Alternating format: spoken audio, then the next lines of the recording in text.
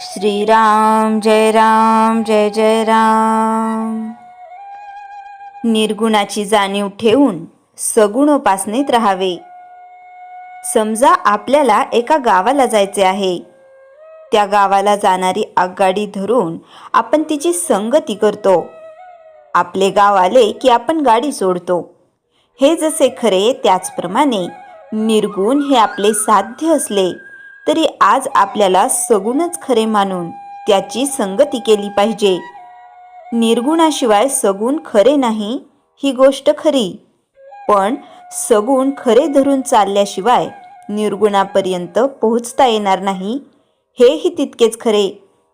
सगुणोपासनेत स्वतःचा विसर पडला की एकीकडे मी नाहीसा होतो आणि दुसरीकडे देव नाहीसा होतो आणि शेवटी परमात्मा शिल्लक उरतो.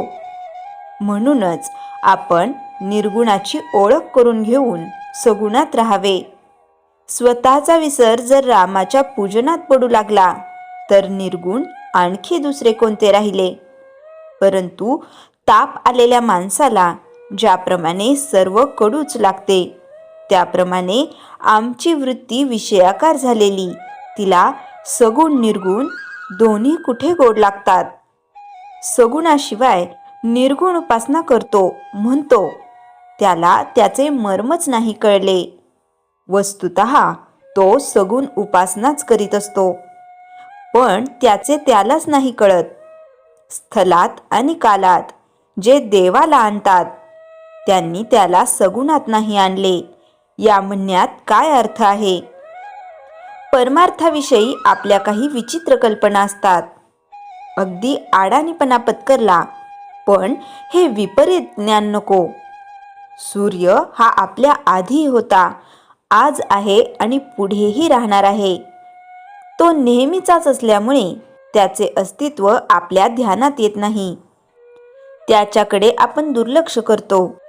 भगवंताच्या बाबतीत आपले तसेच घडते. एखादा नास्तिक जर म्हणाला की देव नाहीच, तो कुठे आहे हे दाखवा, तर त्याला असे उत्तर देऊन अडविता येईल की देव कुठे नाही हे दाखवा. पण हा उत्तम मार्ग नव्हे. देव नाही असे म्हणणाऱ्याला सुद्धा त्या स्वरूपाचे काहीतरी आहे ही जाणीव असतेच. फक्त तो त्याला निरनिराळी नावे देतो. निसर्ग, शक्ती, सत्ता अशी नावे देऊन तो त्यांचे अस्तित्व मान्य करतो. पण देव नाही असे तो म्हणतो. जसे आहे असे त्याला वाटते तोच देव समजावा. मनुष्याला जितके ज्ञान असते तितके लिहिता येत नाही. जितके लिहिलेले असते तितके वाचणाऱ्याला समजत नाही. त्याला जितके समजलेले असते तितके सांगता येत नाही आणि ऐकणाऱ्याला तो जितके सांगतो तितके कळत नाही. म्हणून मूळ वस्तूचे वर्णन स्वतः अनुभव घेऊनच समजावे. परमात्मा करता आहे असे समजून आपण आजचे कर्तव्य करीत राहावे. श्रीराम जय जय राम. चैतन्यवाणी. निर्गुण हे दिसत नाही, कळत नाही, म्हणून ते अवतार रूपाने अथवा संत रूपाने सगुण रूप घेऊन येते. श्रीराम जय जय राम. श्रीराम समर्थ. दासबोध समास 1 दशक 5. गुरुचे महत्त्व आणि साधकाचे कर्तव्य. आज आपण दासबोधाच्या समास 1 दशक 5 मधील अत्यंत महत्त्वाचा उपदेश ऐकणार आहोत. या दशकात समर्थ रामदास स्वामी साधकाला सांगतात गुरु कसा असावा आणि शिष्याचे धर्म कर्तव्य काय असावे. खरा गुरु कोण? समर्थ म्हणतात खरा गुरु तोच जो साधकाच्या मनातील अज्ञानाचा खोल अंधार दूर करतो. जगातील सर्व शास्त्र वेदांचे सार एकत्र करून साधकाला योग्य मार्गावर नेतो. गुरु म्हणजे मार्गदर्शक. तो आपणाला स्वतःची आणि परमेश्वराची ओळख करून देतो. तो चुकलेले पाऊल परत योग्य मार्गावर आणतो. गुरु फक्त उपदेश देत नाही, तो स्वतः ते जगून दाखवतो. शिष्याने कसे वागावे? समर्थ म्हणतात, शिष्याने नम्र, शांत आणि अभ्यासू असावे. गुरुचे बोलणे विश्वासाने ऐकावे. प्रश्न विचारायचा झालाच तर नम्रतेने, अभ्यास आणि आचरण यांची सांगड घालून. फक्त शब्द ऐकून काही होत नाही. गुरुचे सांगणे जीवनात उतरवले तिथेच साधकाच्या जीवनात परिवर्तन सुरू होते. शंकेचे निरसन. समर्थ पुढे एक महत्त्वाचा मुद्दा सांगतात.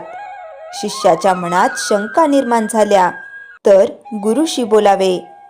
कारण शंका म्हणजे मनातील धुकं. धुक्यात रस्ता दिसत नाही, तसेच शंकेत सत्य दिसत नाही. गुरु शंका दूर करतो आणि मन स्थिर करतो. गुरुभक्तीचे सामर्थ्य. समर्थ सांगतात, गुरुभक्ती केल्याशिवाय सिद्धी नाही.